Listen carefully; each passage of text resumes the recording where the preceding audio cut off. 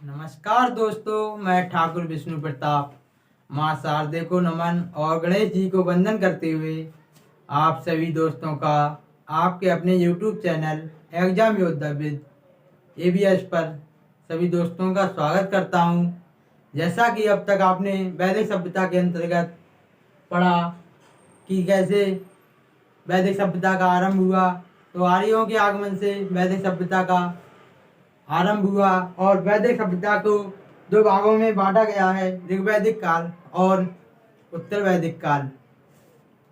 तो आर्य सबसे पहले आकर सब संदर्भ प्रदेश में बसे थे और उसके बाद पंजाब, अफगानिस्तान, राजस्थान, हरियाणा और उत्तर प्रदेश के गंगा किनारे के क्षेत्र और यमुना के कुछ पश्चिमी क्षेत्रों में फैले थे। अब इससे आगे आज हम पढ़ेंगे वैदिक सभ्यता के अंतर्गत ऋग्वैदिक कालीन विशेषताएं और उत्तर वैदिक काल की विशेषताएं। तो आइए शुरुआत करते हैं। सबसे पहले सामाजिक व्यवस्था।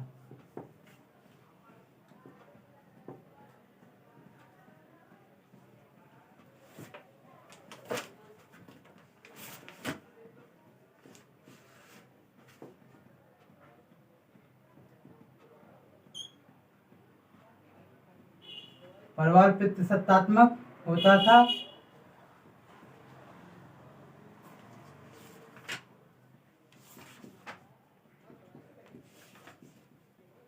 पिता को ज्यादा अधिकार प्राप्त थे और पिता परिवार के किसी भी सदस्य को कठोर दंड पिता परिवार के सदस्य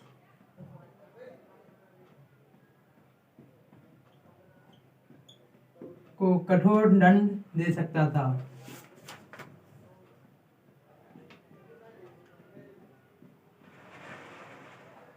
पिता परिवार के सदस्य को कठोर दंड दे सकता था और ऋग्वैदिक काल में स्त्रियों की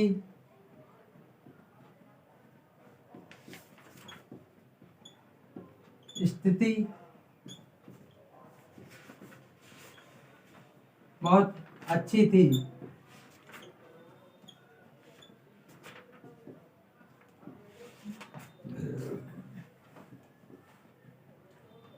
स्त्रियों को शिक्षा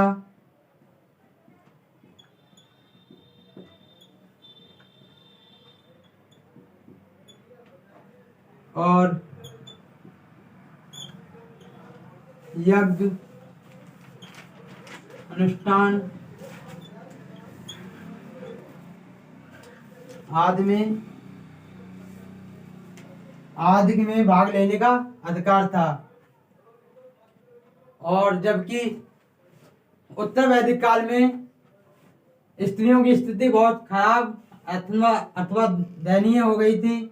स्त्रियों को यज्ञ अनुष्ठान में बैठने का या भाग लेने का अधिकार कम हो गए थे।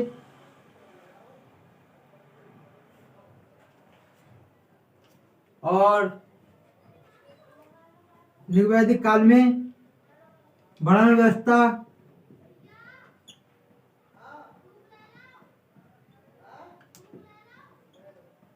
भी देखने को मिलती थी।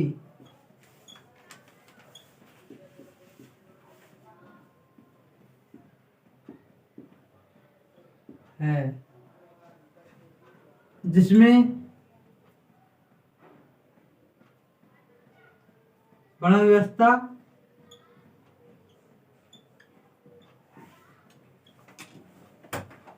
कर्म पर आधारित थी।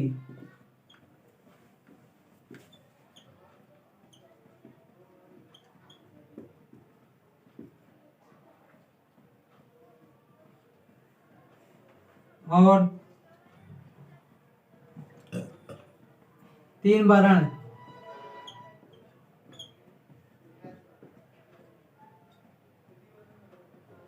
ब्राह्मण,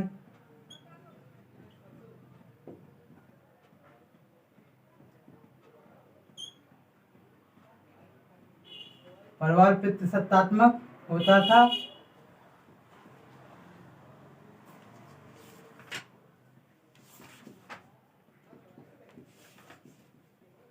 पिता को ज्यादा अधिकार प्राप्त थे और पिता परिवार के किसी भी सदस्य को कठोर दंड पिता परिवार के सदस्य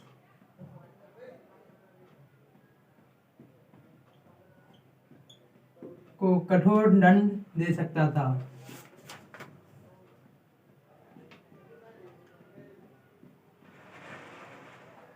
पिता परिवार के सदस्य को कठोर दंड दे सकता था और ऋग्वैदिक काल में स्त्रियों की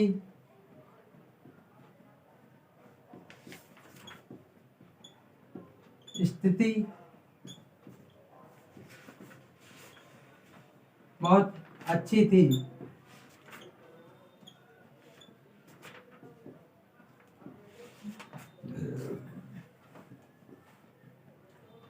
स्त्रियों को शिक्षा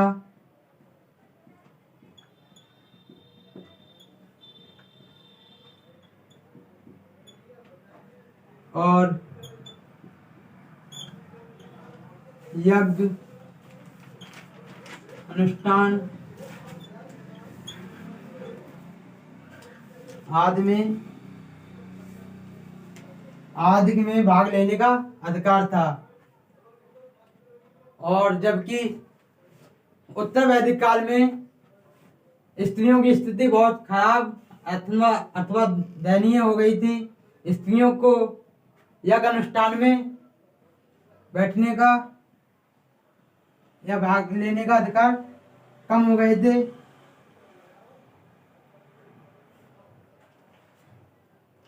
और ऋग्वैदिक काल में वर्ण व्यवस्था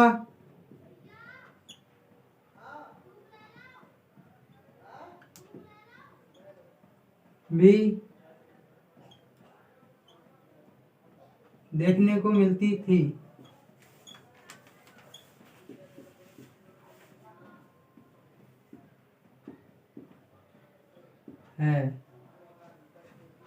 जिसमें वर्ण व्यवस्था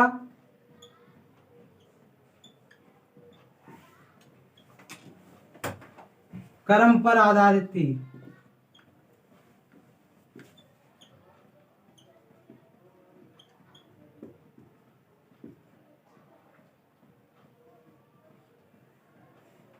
और 3 वर्ण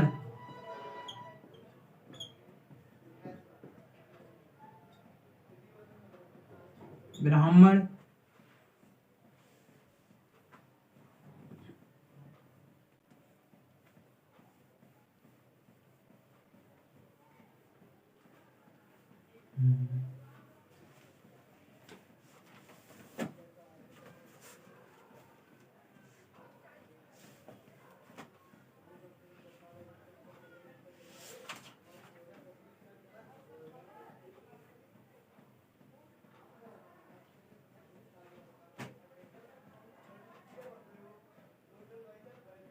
ऋग्वेद काल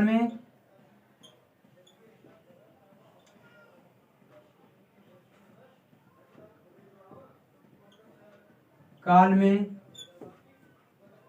स्त्रियों को अपना मत रखने का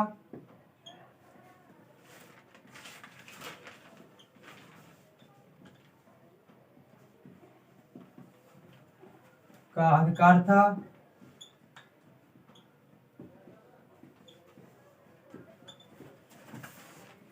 और ऋग्वेद में स्त्रियों को ऋग्वेद में विवाह की आयु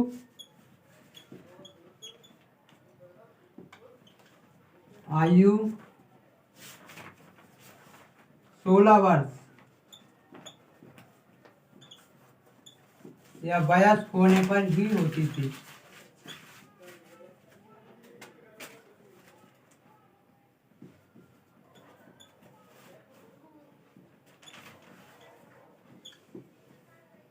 ऋग्वेद में स्त्रियों को अपना मत रखने का अधिकार था और विवाह की आयु 16 वर्ष या वयस्क होने पर ही लोगों का विवाह होता था। और जबकि उत्तर वैदिक काल में विवाह की आयु घटकर 14 वर्ष हो गई।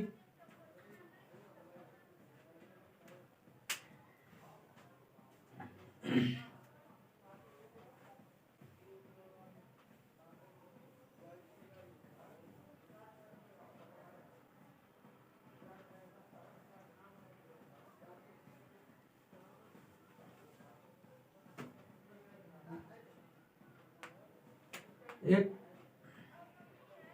उपनयन संस्कार।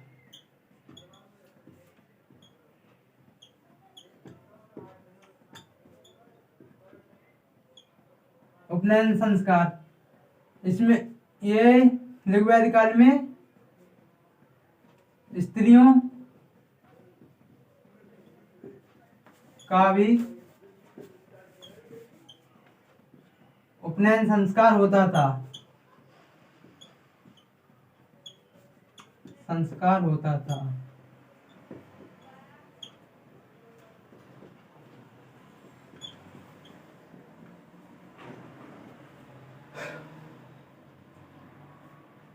और जबकि उत्तर वैदिक काल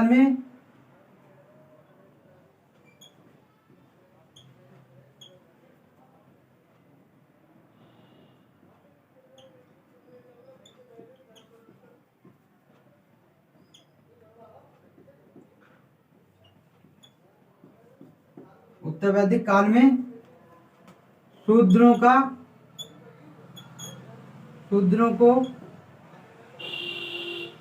उपनयन संस्कार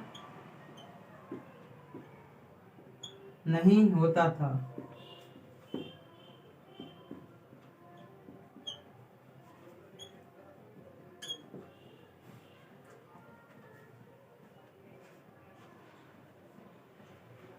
इसके बाद ऋग्वेद काल में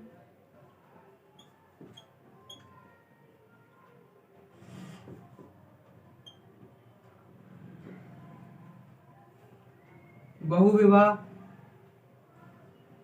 बाल विवाह,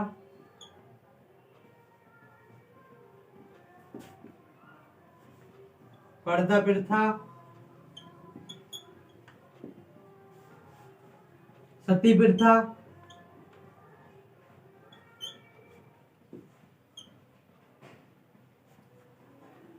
आदि का उल्लेख नहीं मिलता है। और जबकि ऋग्वेद काल में उत्तर वैदिक काल में बाल विवाह भी होने लगा और स्त्रियों की दशा अत्यंत दयनीय हो गई थी।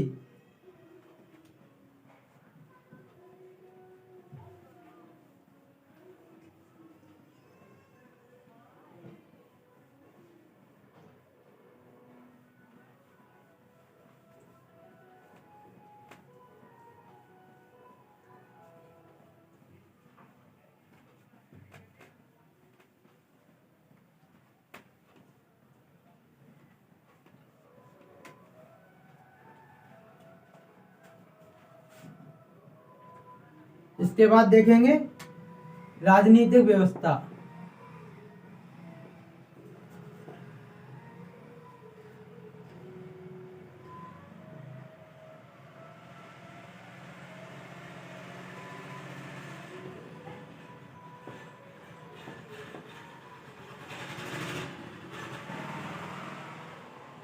प्रशासन की सबसे छोटी इकाई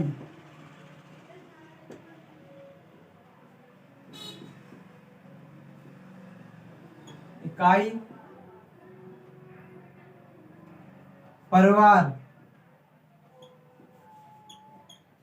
या कुल होती थी।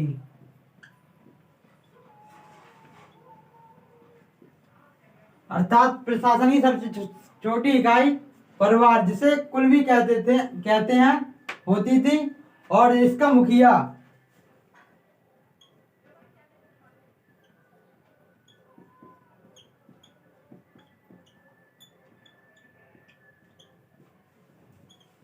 कुलपति कहलाता था। कई परिवार या कुल मिलकर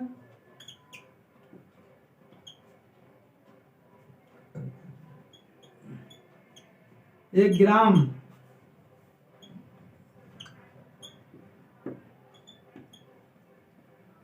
बनता था और ग्राम का प्रमुख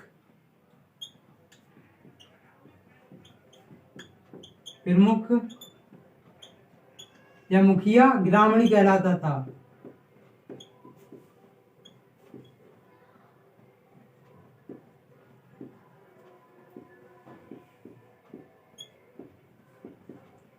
और कई ग्राम मिलकर एक विश्व का निर्माण करते थे।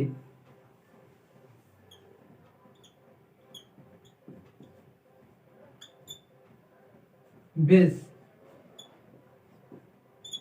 और विश्व का मुखिया विस्पति।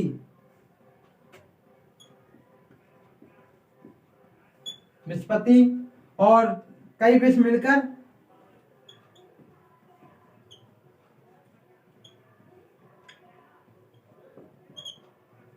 मिलकर एक जन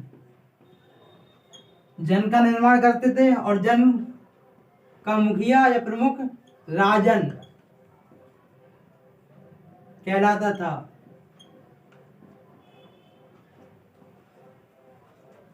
तो ऋग्वेद काल में प्रशासन की सबसे छोटी इकाई परिवार या कुल होती थी और परिवार का मुखिया कुलपति था। कुल मिलकर एक ग्राम बनता था और ग्राम का प्रमुख जिसे ग्रामीण कहलाता था। कई ग्राम मिलकर एक विश्व का निर्माण करते थे और विश्व का मुखिया विस्पति और कई विश्व मिलकर एक जन बनता था और जिसका मुखिया राजन कहलाता था।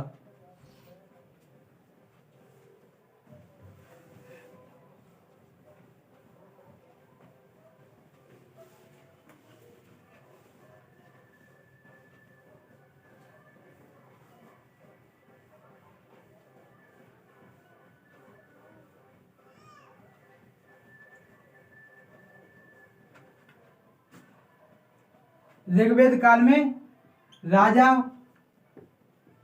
का पद वंशानुगत नहीं था।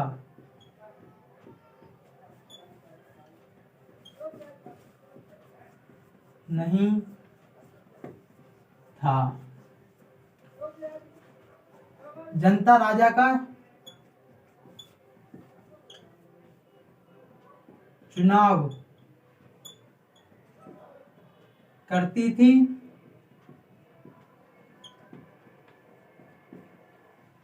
राजा का पद वंशानुगत नहीं होता था और राजा का चुनाव जनता करती थी।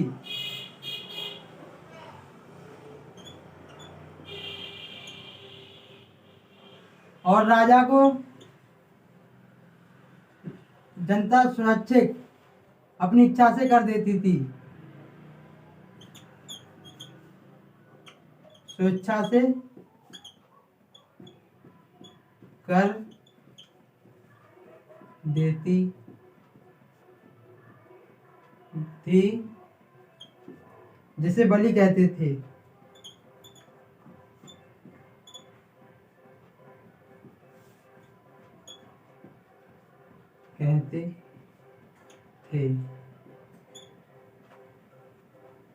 यज्ञों में पशुओं की बलि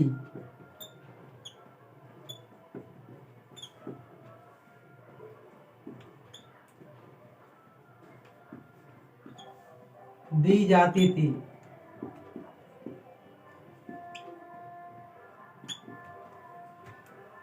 तो राजा का पद वंशानुगत नहीं होता था। राजा का चुनाव जनता करती थी और स्वेच्छा से कर देती थी, जिसे बलि कहते थे। और यज्ञों में पशुओं की बलि दी जाती थी। और जबकि उत्तर वैदिक काल में राजा का पद वंशानुगत हो गया था, जो स्वेच्छा से कर दिया जाता था उसे कर के रूप में लेना प्रारंभ कर दिया था। और इसके बाद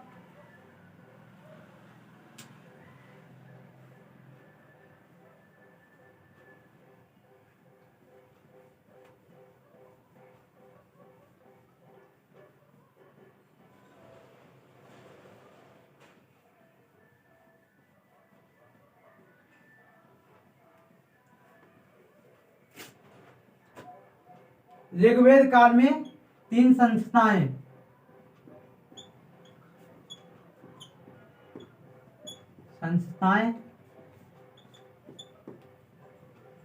तीन संस्थाओं का उल्लेख है।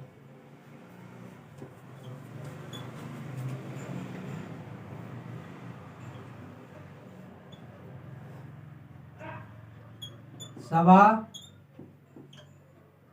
समिति और विदत। सभा उच्च लोगों की संस्था थी।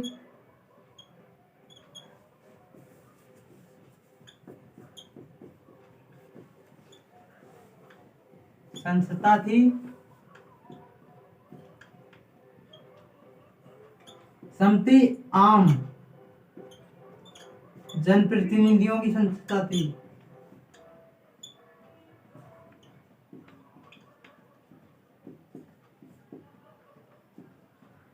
और विदत ये धन का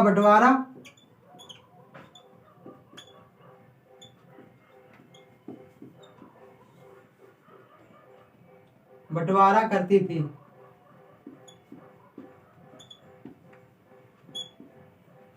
ऋग्वेद काल की सबसे प्राचीन संस्था विदत थी, जो धन का बंटवारा करती थी। और समिति आम जनप्रतिनिधियों की संस्था थी। और सभा उच्च लोगों की संस्था थी। और समिति का अध्यक्ष ईशान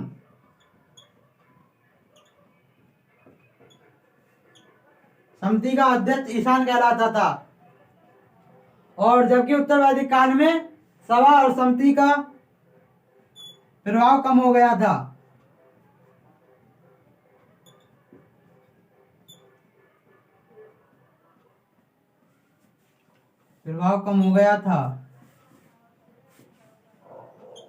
और विदत संस्था बिल्कुल लुप्त हो गई थी।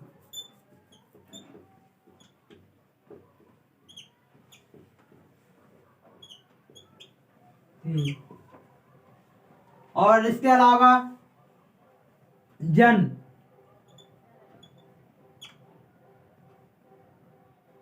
जिसका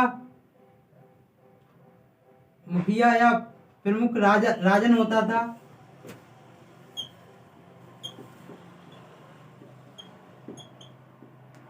उत्तर वैदिक काल में जनपद में बदल गए। जनपद में बदल गए और राजा का महत्व बढ़ गया। और राजा एक राज, सम्राट,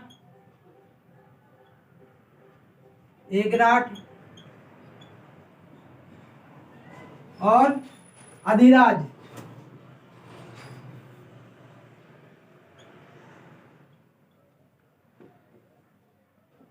जैसी उपाधियां धारण करता था।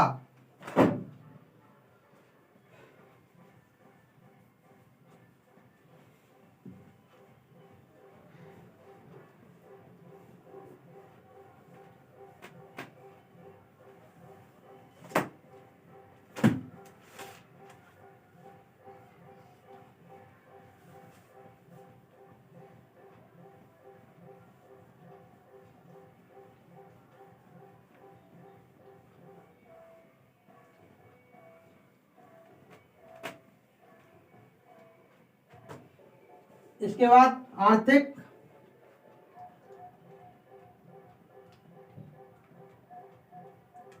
आर्थिक व्यवस्था।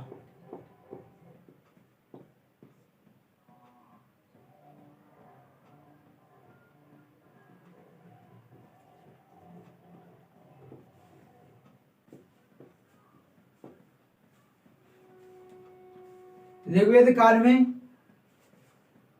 आर्यों का मुख्य व्यवसाय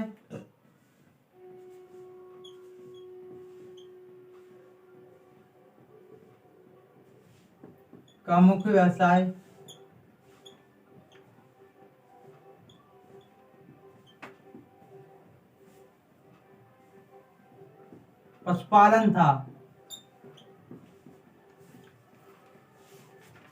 स्थायी कृषि नहीं करते थे क्योंकि वो घुमंतु या खानाबदोश लोग थे, यानी कि एक जगह से दूसरे स्थान पर आते जाते रहते थे। आर्यों का प्रमुख पशु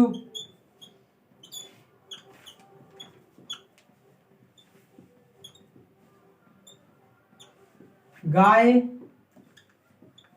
और घोड़ा थे।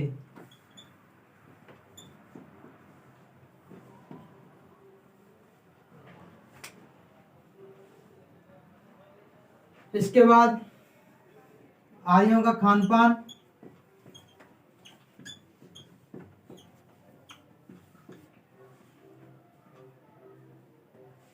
आर्य शाकाहारी और मांसाहारी।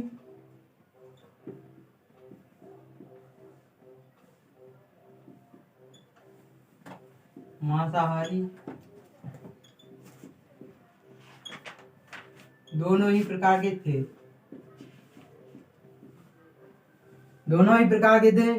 और दूध से बने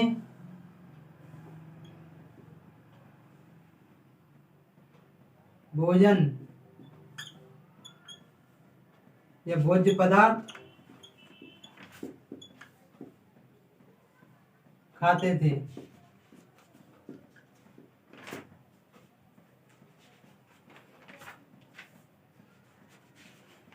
और जबकि उत्तर वैदिक काल में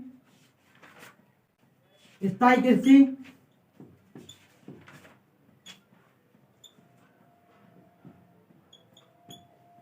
करना सीख गए थे।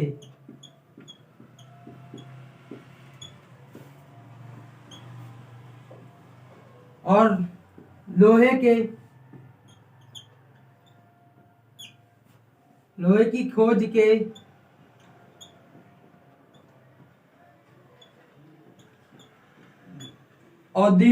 औद्योगिकरण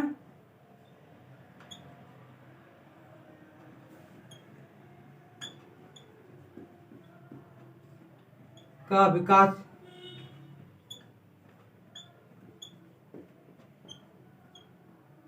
शुरू हो गया।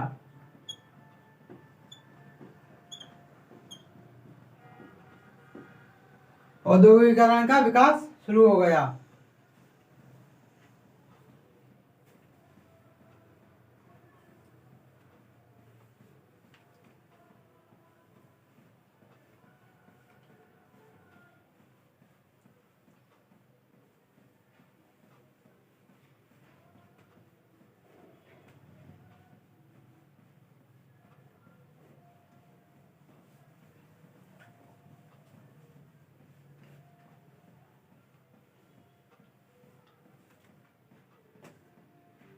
इसके बाद धार्मिक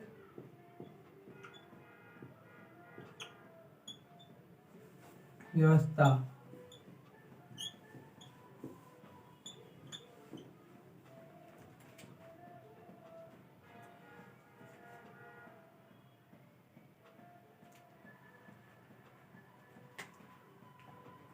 आर्यों के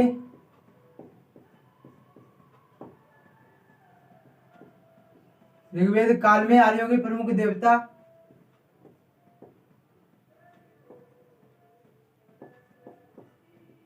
इंद्र, वरुण, सूर्य,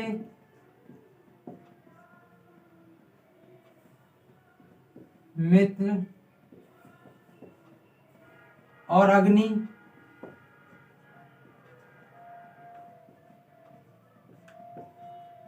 थे, जबकि उत्तर वैदिक काल में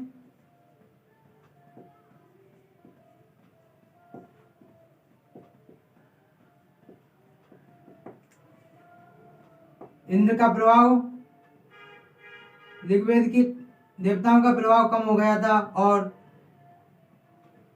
प्रजापति विष्णु, शिव का महत्व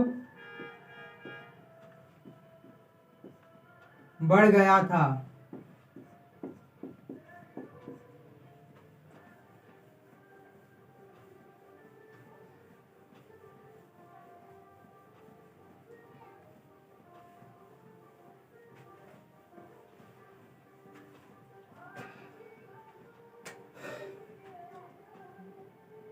पहनावा,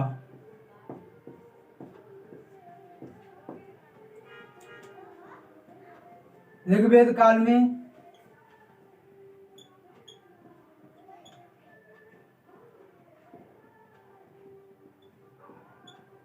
आर्य के पहनावे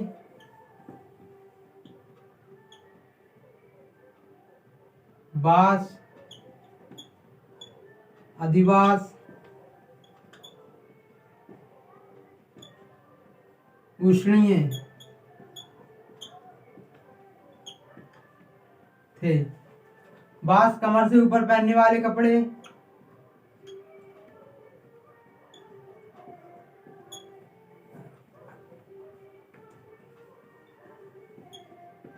कमर से ऊपर पहनने वाले कपड़े,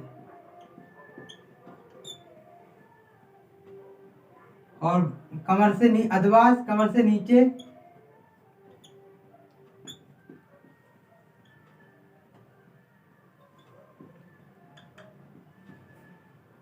पहने जाते थे।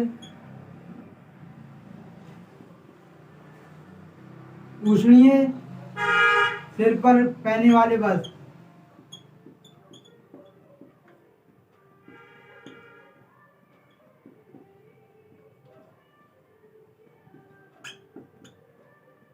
बस, और नीवी जो कपड़े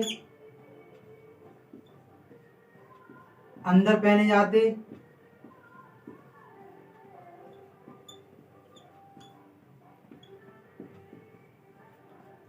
उन्हें नीवी कहा जाता था।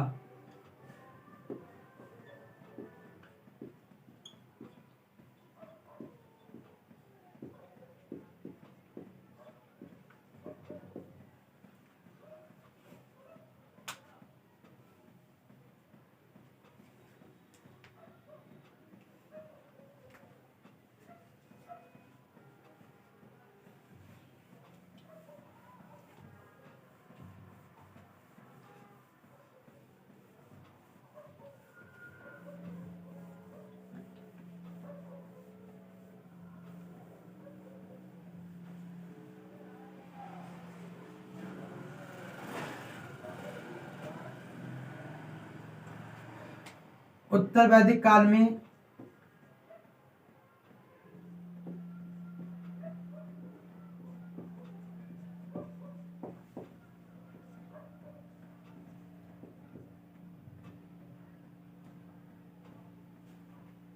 आश्रम व्यवस्था का उल्लेख मिलता है।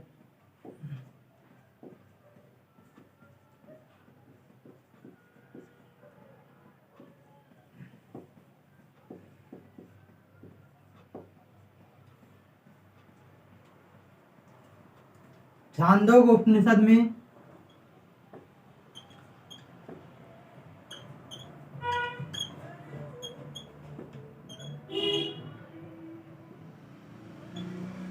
उस उपनिषद में 3 आश्रम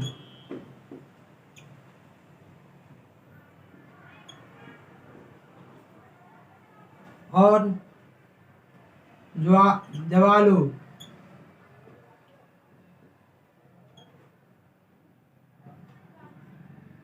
उपनिषद में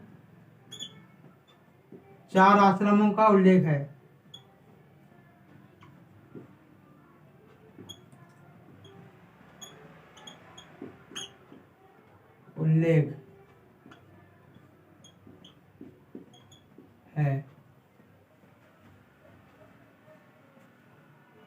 आश्रम 4 प्रकार के हैं, जैसे ब्रह्मचर्य आश्रम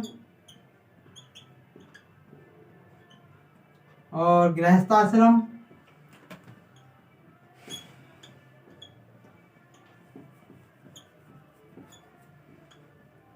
वानप्रस्थ आश्रम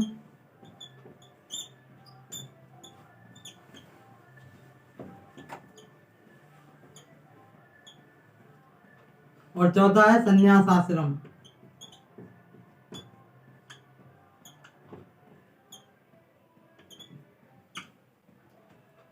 ब्रह्मचर्य आश्रम में उपनयन संस्कार के बाद शिक्षा प्राप्त करते थे। ब्रह्मचर्य की आयु वर्ष 25 वर्ष तक है और इसके बाद गृहस्थ आश्रम में लोग विवाह करके गृहस्थ जीवन व्यतीत करते थे। और वानप्रस्थ आश्रम 50 से 75 वर्ष, जिसमें लोग गृहस्थ आश्रम को छोड़कर वन को चले जाते थे। और इसके बाद संन्यास आश्रम, इसमें लोग अपने परिवार से बिल्कुल नाता तोड़कर भगवान की भक्ति में लीन हो जाता है।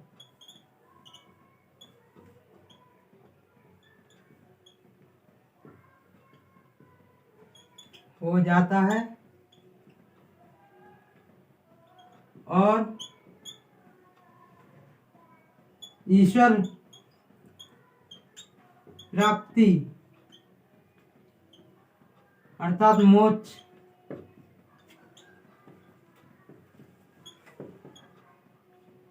प्राप्ति के लिए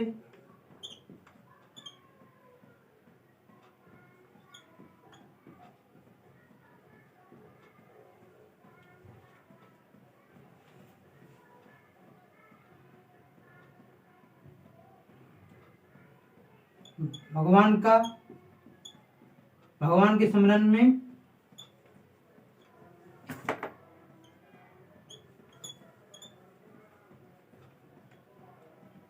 में जीवन व्यतीत करता है।